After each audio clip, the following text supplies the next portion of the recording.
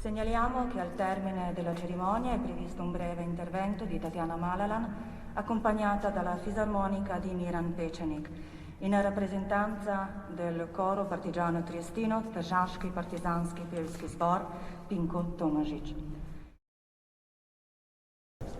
La nostra canzone viene da una terra di confine, dalle pietraie del Carso, dalla città che attraverso il golfo guarda le pianure friulane, da un confine che in guerra ci era sconosciuto e superato dall'unità delle genti slovene, giuliane e friulane, nella lotta contro la sopraffazione e la violenza.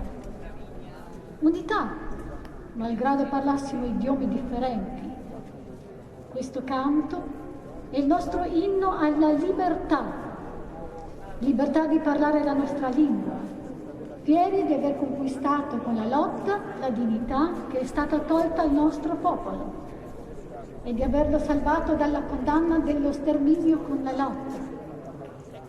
La Primorska, il litorale, rinasce dalle macerie del nazifascismo. Dopo l'alba insanguinata, sorge un nuovo giorno.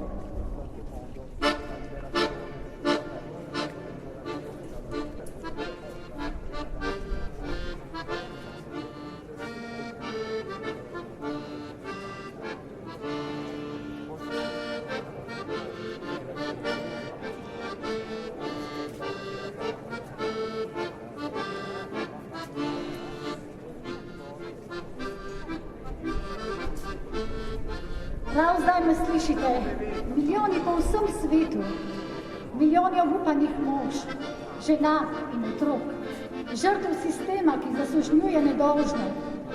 Vsem pravim, nikar ne obupajte. Naša beda bo prešla, pregnala bo pohlep naših krvnikov. Sovraštvo bo zavrženo in diktatorji bodo pokončani. Moč, ki se je vzeli ljudem, si bo ljudstvo vzelo nazaj. Človek umre, a svoboda ne bo nikoli. Niste stroji, niste čreda, ljudje ste. Nosite človečnost v srcu, ne sovražite. Ljudstvo ima moč, da ustvari napredek in srečo. Vi imate moč, da ustvarite svobodno in lepo življenje. Zato uporabite to moč. Združimo se, borimo se za nov svet, dostojen svet, svet prihodnosti, v katerem bo človek imel delo in varnost na starost. Popravimo z nacionalizmom, popravimo s pohlepom, popravimo s sovraštvom in nestrpnostjo. Borimo se za razumen svet, svet napredka, ki bo v prid vsem. Borimo se za boljši svet.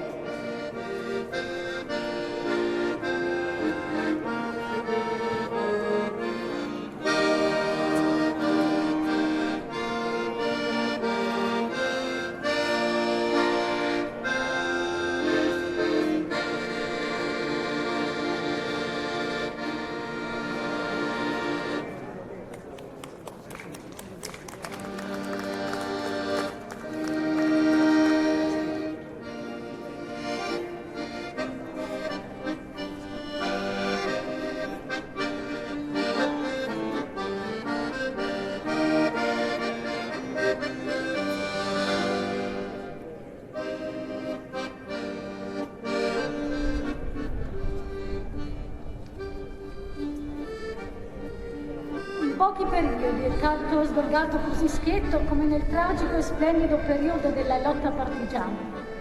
Come segnare l'alba di una nuova storia di libertà e di fratellanza tra i popoli.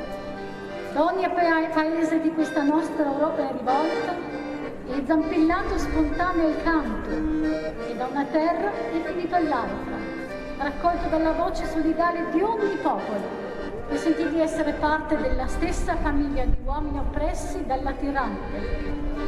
Motivi di lotta, di dolore, motivi di libertà e di vittoria strinsero in una nuova fraternità tutti i popoli, dalle dolci acque mediterranee della terra di Spagna alla profondità affascinante dei soavi canti delle pianure russe, dalle carceri di Jugoslavia e d'Italia alle rocce del Carso e dei sepolcreti del Cordon insanguinato alle sponde sonanti dell'Adriatico, il popolo in rivolta affuse i suoi canti in una sola mirabile onda musicale di libertà.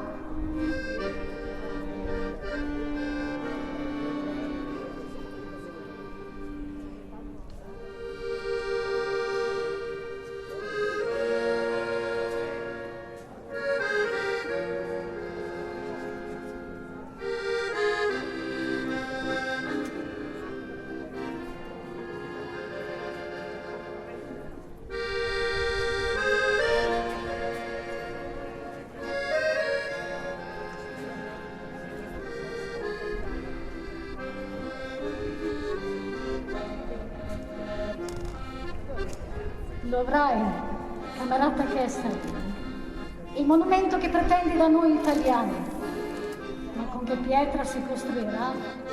A deciderlo tocca a noi, non coi sassi affumicati dei borghi inermi straziati dal tuo sterminio, non con la terra dei cimiteri dove i nostri compagni riposano in serenità, non con la neve violata delle montagne che per 2 inverni ti sfidarono, non con la primavera di queste valli che ti videro fuggire, ma soltanto col silenzio dei torturati, il duro di ogni macino, soltanto con la roccia di questo patto giurato tra uomini liberi, che volontari si adunarono, per dignità e non per odio, decisi a riscattare la vergogna e il terrore del mondo.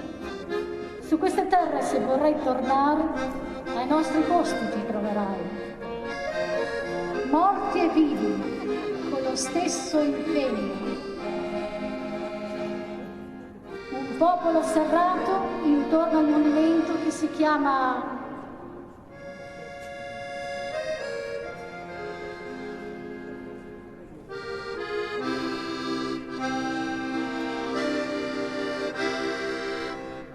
ora e sempre Resistenza!